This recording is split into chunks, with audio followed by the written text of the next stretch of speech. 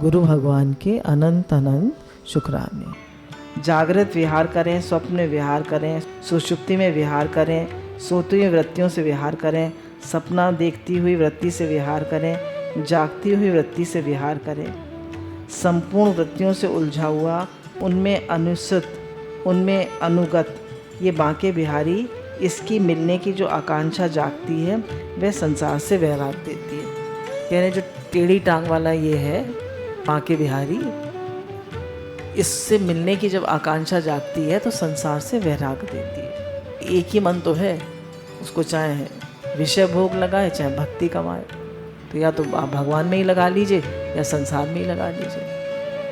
तो कह रहे हैं जब भगवान के लिए जागृत होती है इच्छा तो संसार से मन हटता है, संसार की इच्छाएं कम होती हैं। ज्ञान की शक्ति है वैराग। जिस ज्ञान में त्याग सामर्थ्य नहीं है वह ज्ञान किस काम का। अब त्याग की बात कर रहे हैं कि जिस ज्ञान में आपके जीवन में त्याग नहीं आया, अहंकार का त्याग नहीं हुआ, इच्छा का त्याग नहीं हुआ, गुस्से का त्याग नहीं हुआ, स्वार्थ का त्याग नहीं हुआ, बुराई भलाई का त्याग नहीं हुआ, दोष दृष्टि का त्याग नहीं हुआ, तो क्या ज्ञान हुआ? क्या ज्ञान हुआ? संसार की मोह का त्याग नहीं हुआ। जिस प्रेम में त्याग सामर्थ्य नहीं वह प्रेम किस काम का। और जिस योग में बाह्य विषयों का त्याग का सामर्थ्य नहीं वह योग किस काम का। कह रहे हैं जो भी आप करें, चाहे आप ज्ञान में लगें चाहे आप योग में लगें, तो कह रहे त्याग नहीं आया आपके जीवन में, बुराई भलाई का त्याग नहीं हुआ, राग द्वेष का त्याग नहीं हुआ, गुस्से का त्याग नहीं हुआ, बुराई भलाई का त्याग नहीं हुआ, तो बोले आपके जीवन में क्या आपने योग करा, क्या आपने ज्ञान लगाया? कुछ नहीं। तो बोले इन सब चीज़ों का त्याग होना चाहिए ना। अरे सच से प्रेम करो तब भी त्याग करना पड़ेगा, चित्त से प्रेम करो तब भी त्याग करना पड़ेगा, आनंद से प्रेम करो तब भी त्याग करना पड़ेगा। त्याग किए बिना आज तक कोई गोपी हुआ है क्या? कह रहे जब तक सारी इच्छाओं का, वासनाओं का, राग द्वेष का, सारे संसारी वृत्तियों का मन में से त्याग नहीं हो जाता तब तक कोई गोपी भाव को प्राप्त नहीं हो सकता। अब भगवान ने कहा कि अनेक तरह की गोपियां हैं। भगवान ने मुरली बजा बजा कर सबको अपनी ओर खींचा। कोई व्रज स्थिरी साधारण गोपी है, कोई नित्य सिद्धा गोपी है, वो नित्य सिद्ध है। बोले नित्य सिद्ध कौन है? जो गोलोक में भगवान के साथ रहती है और अवतार लेती है, जब भगवान आते हैं तब अवतार लेती है, वो नित्य सिद्ध है। एक साधन सिद्धा गोपी है। साधन सिद्धा गोपी कौन है? जो साधन में सिद्ध है। एक कृपा सिद्ध गोपी है, जो भगवान की कृपा से गोपी बनती है। इनके भी बहुत भेद हैं, यानी गोपियों के भी बहुत भेद हैं। अनेक तरह की गोपियाँ हैं। जो पूर्व जन्म में ऋषि थे वो गोपी हुए। बोले जो पूर्व जन्म में ऋषि थे वो सब गोपी हुए, उन्होंने गोपी बनने की इच्छा करी। जो श्रुतियाँ थी, श्रुतियाँ जानते हैं? जो हमारे शास्त्र में श्रुतियाँ हैं, श्रुति क्या होती है? जो हमारे संतों ने जो वाणी सुनी उसको श्रुति कहते हैं। जिन्होंने अष्टाक्षर मंत्र क्लीम कृष्णाय गोविंदाय इन मंत्रों का जाप किया था वे गोपी हुई। गोपी तरह तरह की हैं, कोई देवी है, कोई गोपी हुई, देवियाँ भी गोपियाँ बनी। बोले कहीं तो नारद, शुक, अर्जुन आदि भी कभी कभी अपने साधना के उत्कर्ष से गोपी भाव को प्राप्त हो जाते हैं। कहीं कर अर्जुन, नारद और शुकदेव जी बोले ये भी गोपी भाव को प्राप्त होते हैं। कहने जैसे कोई भूत किसी आदमी को पकड़ ले, जैसे कोई जादूगर कठपुतलियों को अपनी तरफ खींच ले, तो ऐसे ही कृष्ण द्वारा पकड़ी गई थी। बोले ऐसी गोपी, जैसे कठपुतली वाला जो है ऐसे नचाता है ना, तो ऐसी गोपियाँ जो हैं वो कृष्ण द्वारा पकड़ी गई थी। आप लोगों ने कठपुतलियों का खेल देखा हो, उसमें सूत्रधार मालूम नहीं पड़ता कि सूत्रधार कहाँ है, कठपुतलियों को खींच लेता है। बोले हमें कठपुतली नचाने वाला नहीं दिखता, वो सिर्फ कठपुतलियाँ नाचती हुई दिखती हैं। ऐसी गोपियाँ जो है खींची चली आ रही हैं भगवान की ओर, पर उन्हें खींचने वाला नहीं दिख रहा, वो खींची चली आ रही है भगवान के प्रेम में, भगवान के आकर्षण में, भगवान की मुरली से खींची चली आ रही है। अब भगवान जो हैं उनको हंसा दें, उनको रुला दें, उनको बुला दें, ऐसी गोपियों के शरीर का ढांचा रह गया है। श्री कृष्ण ने उनका मन खींच लिया। बोले खाली उनका शरीर ही शरीर रह गया है, श्री कृष्ण ने उनका मन खींच लिया है। वंशी ध्वनि यह एक महाचोर मिला, उसको कान का रास्ता मिला, उसको द्वार भीतर गया, वहाँ उनके मन रूपी धन को चुराया और चुरा के वहाँ से भागा। जैसे चोर भागने लगे तो घर के लोग, क्या होता है अगर कोई माल चुरा के भागे चोर तो घर के लोग क्या करेंगे, उसके पीछे भागेंगे कि दौड़ो दौड़ो इसको पकड़ो पकड़ो। तो बोले ऐसे ही जब भगवान ने वंशी ध्वनि बजाई तो वो महाचोर है, महाचोर है। क्यों? सबका हृदय चुरा लेते हैं, सबका दिल चुरा लेते हैं, सबका मन चुरा लेते हैं। तो भगवान अपनी वंशी ध्वनि से सबका मन चुरा लेते हैं, इसलिए महाचोर है। ऐसी गोपियाँ निकल पड़ी जैसे कोई अपना चुराया हुआ माल छीनने के लिए जा रहा। श्री कृष्ण ने किसी का कंगन नहीं उतारा, किसी का कड़ा नहीं उतारा, किसी की करधनी नहीं उतारी, किसी का नूपुर नहीं उतारा, किसी का कुंडल, किसी का हार नहीं उतारा। ये तो मामूली कीमती चीज़ है। जो सबसे कीमती है वह जो दिल के संदूक में रहता है, कलेजे में बंद रहता है, उसको शब्द से चुरा लिया, हाथ नहीं लगाया। क्या जादूगर है! भगवान ने उनका दिल चुरा लिया, मन चुरा लिया, हृदय चुरा लिया। अब बोला उनको हाथ नहीं लगाया पर उनका सब चुरा लिया। अब गोपियों के मन में बड़े बड़े माल रखे हुए थे जिससे उन्होंने अपने को कृष्ण से अलग किया हुआ था। वो माल क्या थे? घृति, स्मृति, विवेक, लज्जा, भय, बुद्धि, ये सब गोपियों के दिल में रहता था। श्री कृष्ण ने क्या किया कि बांसुरी बजाई। जब आदमी आनंद में आ जाता है तो क्या होता है, अरे हमने देखा बहुत बड़े आदमी हो ना तो उनको सर झुकाने में तकलीफ़ होती है, पर जब संकीर्तन चलता है तो उनका भी सर हिलने लगता है। कहने एक सत्य कथा है कि एक बार एक सरकार ने एक धारा 44 लगा दी कि कोई जुलूस नहीं निकल सकता। अब संकीर्तन वालों ने कहा कि हम तो निकालेंगे, तो भगवान का जुलूस नहीं बदल सकता, वो तो हम तो अपना जुलूस निकालेंगे। आगे महाराज सैकड़ों की मंडली इकट्ठी हो गई, मृदंग, ढोल, मजीरे, पाँव में नूपुर बांध के लोग सड़क पर खूब संकीर्तन हो और सब नाचे। तो जितने भी पुलिस वाले खड़े थे तो पुलिस वालों को वो भी स्वयं नाचने लगे, पुलिस वाले भी नाचने लगे। पुलिस पने की जो स्मृति थी वह संकीर्तन ने हर ली, उनके मन में जो रोकने का धैर्य था वह संकीर्तन ने हर लिया। उनके अंदर जो विवेक था कानून पालन करने का, वो विवेक खो गया, वो सब संकीर्तन में नाचने लगे। उनके अंदर शर्म थी जो कि हम लोगों के सामने कैसे नाचें, वो शर्म भी खो गई, वो भी सब नाचने लगे। तो बांस की बसुरिया ने बसुरिया बजाए गौ के विष बगराए गौ। ये जो बांसुरी बज गई चारों ओर जहर फैल गया, ना किसी को धन का ख्याल, ना किसी को धर्म का ख्याल, ना किसी को भोग का ख्याल, सबका मन हरण कर लिया। एक बार चैतन्य महाप्रभु के टाइम की बात है कि एक वो था मुसलमान, तो उसने कहा कि कोई भी जुलूस नहीं निकलेगा। तो उस दिन चैतन्य महाप्रभु ने अनाउंसमेंट करा था कि 1 लाख लोगों का जुलूस निकलेगा, सब संकीर्तन करते हुए निकलेंगे। तो वो जब उनके घर के सामने आए काजी के, तो काजी जो था वो निकल कर आया और चैतन्य महाप्रभु के चरणों में पड़ गया। तो सब लोग कहने लगे ये क्या हुआ, ये तो इतना स्ट्रिक्ट है और इसने ये कानून लागू करा था, ये क्या हो गया।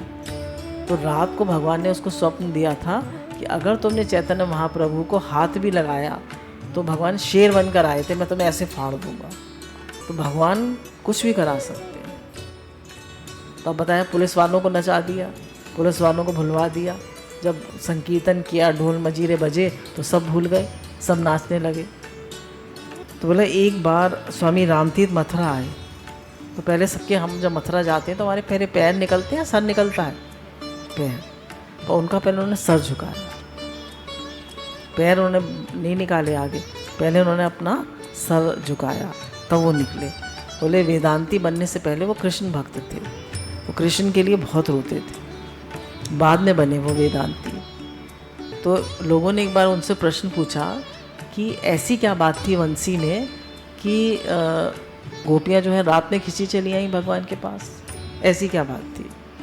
लेक्चर चल रहा था स्वामी रामतीर्थ का, तो उन्होंने कहा अच्छा ऐसा करते हैं कि हम लोग यमुना तट पे चलते हैं और वहाँ बताएंगे हम आपको। तो जो 1-2 हज़ार लोग उनका व्याख्यान सुनने के लिए आए हुए थे, सब यमुना तट पे पहुंच गए। तो बोले अब आपको समझ में आया? मैंने ही कहा कि मैं वहाँ बताऊंगा वंशी ध्वनि का क्या महत्व था, तो आप सब लोग मेरे पीछे पीछे आ गए। तो आपको समझ में आया, खाली उसका अर्थ सुनने के लिए आप लोग मेरे पीछे पीछे यमुना तट पर आ गए, तो गोपियाँ कैसे खिंची चली आई होंगी जब वंशी ध्वनि बजी होगी। तो कितना भारी वंशी ध्वनि का महत्व है। बोले तुम्हारे मन को संसार ने जो पकड़ रखा है उसको छुड़ाने के लिए वंशी बजी। अच्छे पढ़े लिखे लोगों को जानकारी में मज़ा कहाँ आता है? मज़ा तो कॉलेज पढ़ने वाले लोगों को उधम करने में मज़ा आता है। मेरे बच्चों को पढ़ने में कहाँ मज़ा आता है? उधम करने में मज़ा आता है। सबको चाहिए आनंद, सबको चाहिए मज़ा। नारायण, चाहे पतंजलि थे, चाहे कपिल थे, चाहे व्यास थे, चाहे सुखदेव थे, सब ने कहा कि हमारे पीछे कोई नहीं घूमा। पर जब कृष्ण आए तो उनके पीछे सब घूमने लगे। क्यों? क्योंकि ये आनंद बांटने के लिए आए। कृष्ण आनंद की प्रधानता से सच्चित को बांटते हैं। कृष्ण क्या करते हैं? सच्चित आनंद को, मतलब भगवान को आनंद से बांटते। और किस संप्रदाय में बताइए कीर्तन है? बोले जब गोपियाँ साधना करती थी तो एक साथ चलती थी, एक दूसरे के गले में हाथ डाले डाले, सब कृष्ण कृष्ण करते हुए। उन्होंने कृष्ण कृष्ण करते हुए कात्यायनी व्रत रखा। कृष्ण कृष्ण करते हुए मिलजुल कर यमुना जी में स्नान करा, कात्यायनी व्रत रखा, सब मिलजुल कर करा। पर जब बांसुरी बजी तो मिलने का समय आया तो किसी ने किसी से नहीं पूछा, ना बताया। वो सब भूल गई, उनको अपने शरीर का भी होश नहीं रहा। कोई बच्चों को खाना खिला रही थी, कोई पति को खाना परोस रही थी, कोई रोटी बना रही थी, कोई दूध दूह रही थी, कोई कपड़े पहन रही थी। जैसे अगर लहंगा चोली पहन ली थी, चुन्नी नहीं ओढ़ी तो ऐसी भागी। एक आँख में काजल लगाया था तो एक आँख में बिना लगाए भागी। बाल नहीं बनाए थे तो ऐसी भागी, सब ऐसी भागी। हरे गोपी से छिपकर जाती है। अपने प्रियतम के साथ जो संबंध है वह सबका व्यक्तिगत है। बोले अपने प्रियतम के साथ संबंध जो है वो सबका व्यक्तिगत है, हर एक का संबंध अलग अलग है। देखिए इन्होंने बताया है, कोई अयोध्या जाता है तो राम मंत्र जप करे, कोई वृंदावन जाए तो कृष्ण मंत्र जप करे, कोई काशी जाए तो शिव मंत्र जप करे। तो सबके गुरु अलग अलग हैं, सबके मंत्र अलग अलग हैं। तो सबकी पूर्व जन्म में किस मंत्र का जाप किया है, किस इष्ट का ध्यान किया है और वहाँ कहाँ तक पहुँचा हुआ है, फिर वे गुरु इसके आगे उसका संबंध जोड़ दें, तब साधक आगे बढ़ता है। बोले पिछले जन्म में आपके कौन से इष्ट थे, कौन सा मंत्र था, उसके हिसाब से गुरु मिलते हैं और वो साधक को उससे आगे बढ़ा देते हैं। बोले सबको वेदांत समझ में नहीं आता, सबको समाधि नहीं लगती, सब धर्मात्मा नहीं होते, सबका चित्त असल में अलग अलग होता है। यशोदा मैया कोई समझावे, भक्ति में सबसे अच्छा श्रृंगार रस है, मधुर रस का भाव है, तो मैया हारेगी। और गोपियाँ से कोई कहे वात्सल्य रस बड़ा श्रेष्ठ है, गोपियों को कौन सा? उनको माधुर्य रस अच्छा लगता है और मैया को वात्सल्य रस अच्छा लगता है। सबकी स्थिति अलग अलग होती है, सबके चित्त की गति अलग अलग होती है। बोले सबका चित्त अलग अलग होता है। कोई सेवा करना चाहता है, कोई भजन करना चाहता है, कोई नाच के गा के भगवान को पाना चाहता है, कोई जप करके भगवान को पाना चाहता है, कोई भजन के द्वारा पाना चाहता है।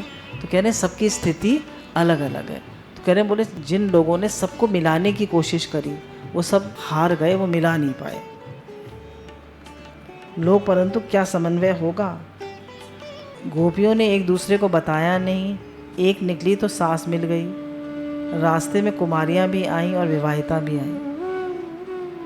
भला बोले उनकी सांस भी मिल गई। एक गोपी निकली तो सांस भी चली साथ में। तो बोलिए विवाहिता भी आईं गोपियाँ, कुमारियाँ भी आईं। भला कृष्ण ने वरदान तो दिया था कुमारियों को, पर जब बांसुरी बजाई तो कुमारियाँ, विवाहिता, ऊड़ा, अनूड़ा, युवती, वृद्धा, मुग्धा, अज्ञात, यौवना, इनका भेद भी नहीं रहा। बोले वृद्धा भी चली, जो कृष्ण से प्रेम करता था सब भागी। किसी का भेद नहीं रहा। कृष्ण ने कहा जब सब आओ। हाँ, तो एक की मिल गई सांस, बोली कहाँ जा रही है? री, रात आने वाली है। बोली मैं पानी भरने यमुना किनारे गई थी, सो अपना घट ही भूल आई, अभी लेकर आती हूँ। एक ने कहा माँ, नहीं देखती कैसे चांदनी खिली हुई है, जरा एक बार यमुना जी की शोभा तो देख कर आऊँ। सब बहाना बना बना के भाग गई। मैं तो वह काला काला जो कुंज है, वहाँ ऐसी बढ़िया हरियाली है, दिन में काला लगता है। जरा इस चांदनी रात में यमुना जी के तट पे पुलिन पर खड़ी होकर चांदनी रस लेकर अभी आती हूँ। किसी ने ऐसे कह दिया कि दिन में तो इतना अच्छा नहीं लगता वन, चांदनी रात में देखा हूँ वन। कोई किसी को देखे नहीं, कोई किसी का दिखावा नहीं, सबसे छिपावे और सब उधर ही जाएं, और चली भी बड़ी तेजी से। तो बोले जब हम गुरु के पास आते हैं, सत्संग में आते हैं, तो किसी दूसरे को संग ना लें, तब हम सिर्फ अकेले चलें। ईश्वर की कृपा से संसार छोड़ने का, ईश्वर से मिलने का संकल्प हृदय में आता है, क्योंकि हमारी वासना नहीं। बोले जिसके हृदय में वासना नहीं होती, उसी के हृदय में ईश्वर से मिलने का संकल्प आता है। अगर हमारे हृदय में कोई इच्छा है, वासना है संसार की, तो हम भगवान की तरफ हमारा मन लगेगा ही नहीं। अभी तो हमें संसार चाहिए ना, तो भगवान में मन लगेगा ही नहीं। ईश्वर का संदेश है, क्योंकि हमारी वासना तो संसार में रमने की है। बोले जिस समय ईश्वर ये संदेश दे कि छोड़ो संसार और जोड़ो अपने को हमसे, उस समय फिर उसकी उपेक्षा नहीं करना। बोले जब मन में आए कि अब हमें सत्संग में चलना चाहिए, अब हमें जप करना चाहिए, अब हमें भागवत पढ़नी चाहिए, अब हमें भगवान में मन लगाना चाहिए, तो कह रहे उसकी उपेक्षा मत करना। उस अपने हृदय की बात को सुनना। कभी कभी मन कहता है कि भैया 4 बजे उठो, पर हम कहते नहीं 5 बजे उठेंगे, फिर 5 के भी 5:30 बजा लेते। तो कह रहे जो अंदर से आवाज़ आ रही है उसको सुनो, उसका आदर करो, उसको करो, उसको टालो मत। जिसके जीवन में तीव्र संवेग होगा, उसको परमात्मा प्राप्ति होगी। बोले जिसको तड़प होगी, जिसको भगवान से मिलने की जिज्ञासा होगी, उसी को परमात्मा प्राप्ति होगी। लेकिन इस तीव्र संवेग में ये देखने का नहीं है कि क्या छूट गया, क्या रह गया। बोले जब भगवान के लिए चले हैं तो ये नहीं सोच सकते हमारा क्या रह गया, क्या छूट गया। बोले जो छूट गया वो छूट गया। हम बच्चों को नहीं देख पाते, हम घर को नहीं देख पाते, अरे वो सब भगवान संभाल लेंगे। गुरु कहते हैं हम भगवान की ओर चले तो हमारा क्या छूट गया? कुछ भी नहीं छूटा। क्या बिगड़ गया? कुछ नहीं बिगड़ा। तो बोले जब भगवान की ओर चलो तो ये मत सोचो ये रह गया, ये छूट गया।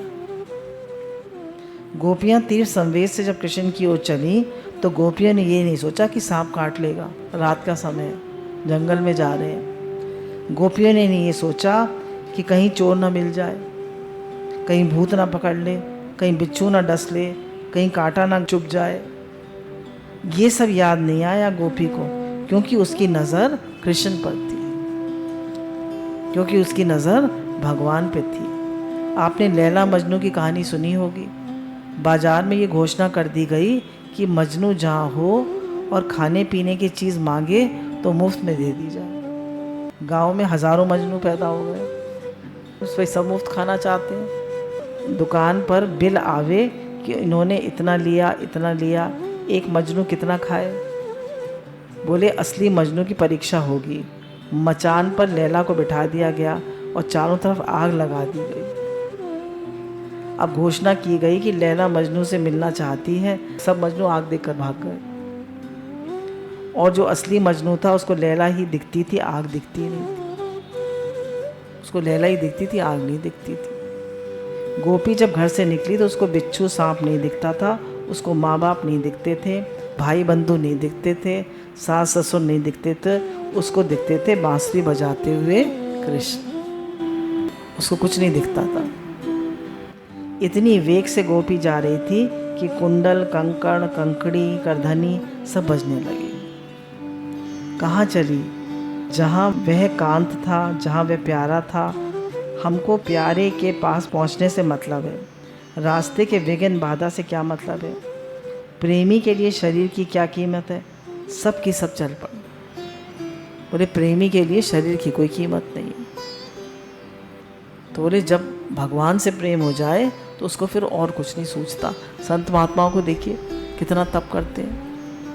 एक महात्मा जी की कथा पढ़ रहे थे, वो भगवान के ध्यान में चले जा रहे थे अपना भजन करते हुए, तो एक काला सांप उनकी कुटिया के बाहर उनको ऐसे फुफकारने के लिए खड़ा हुआ था। तो कह रहा था कुटिया में मत प्रवेश करो, मैं खड़ा हूँ। उन्होंने देखा ही नहीं, तो उनको सांप ने डस लिया और ज़ोर से। खैर उनको पता तो चल गया कि सांप ने डस लिया। वो जाकर बैठ गए अपनी समाधि में और 2 दिन तक समाधि में बैठे रहे। पहले तो जोर जोर से मंत्र उच्चारण करने लगे, हरे कृष्ण कृष्ण कृष्ण हरे हरे, हरे राम राम राम हरे। पहले तो बहुत ज़ोर से मंत्र उच्चारण करने लगे और फिर उनकी समाधि लग गई। 2 दिन बाद समाधि से उठे तो कोई विष का असर नहीं था। तो भगवान के प्रेम में इतनी ताकत है कि वो सब चीज़ हर लेता है, इतनी ताकत है। गोपियाँ सब विघ्न बाधाओं को पार करके सब कृष्ण से मिलने के लिए चल पड़ी। उन्होंने कोई विघ्न बाधा नहीं दी। गोपियों को किसी का ध्यान नहीं था। जब भगवान की बंसी बजी तो वो सिर्फ भगवान की ओर भागी और उन्हें कोई भी किसी का भी ध्यान नहीं था। बोले हज़ारों मजनू बन गए। जब सबको फ्री खाना मिल रहा था तो आग लगा दी गई, लैला को मचान पे बिठा दिया गया। मजनू को तो दिखी नहीं आग, वो तो बस उसको तो लैला दिख रही थी। और अगर हमें संसार दिख रहा है तो हमें भगवान से कहाँ प्रेम। बोले जब भगवान से प्रेम हो गया तो संसार की तरफ मत देखो, बस सिर्फ भगवान की तरफ देखो और संसार का काम सिर्फ तुम्हारा भगवान कराएंगे, है ना। भगवान की ओर चलो तो सब संसार का काम भगवान कराएंगे। बोलिए बांके बिहारी लाल की जय, हमारे सांवरे कृष्ण सलोने की जय, हमारे श्याम सुंदर भगवान की जय। जय जय श्री राधे श्याम।